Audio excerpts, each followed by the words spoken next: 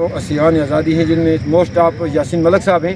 جنہیں گزشتہ سال انڈیا نے عمر قید دی تھی، اب وہ انہیں سزائے موت دینے جا رہا ہے۔ تو ہم نے آج پرامن احتجاج کی کال دی تھی پریس کلب سے انڈین ایمبیسی تک۔ جب ہم یہاں پہنچے تو یہاں پہ سینکڑوں پولیس گاڑیوں کے ساتھ ادھر بھی آگے کھڑے ہو گئے، ہمارے ساتھیوں کو واپس بھیجا گیا۔ اور پولیس کی نفری کو دیکھ کے پولیس والوں نے مجھے کہا، کل ڈی سی نے مجھے ایک میسیج دیا میرے موبائل پہ، اگر آپ نے پریس کلب سے نکلنے کی کوشش کی تو آپ کا وہ اشر کریں گے، آپ کے ساتھیوں کا کیا آپ یاد کریں گے۔ میں نے مناسب یہ سمجھا کہ اس غاصب کے ہاتھوں اگر ہم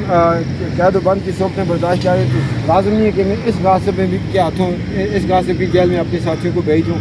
ہم نے اپنا احتجاج ساتھیوں کو سے بات کر کے یہاں پہ پرامن ریکارڈ کرا کے اس کو ابھی وائنڈ اپ کر دیا ہے، اور ہمیں یہ ثابت ہو چکا ہے انڈیا اور پاکستان کی حکومت اور اسٹیبلشمنٹ نے جموں کشمیر کی تاریخ کو، تاریخ آزادی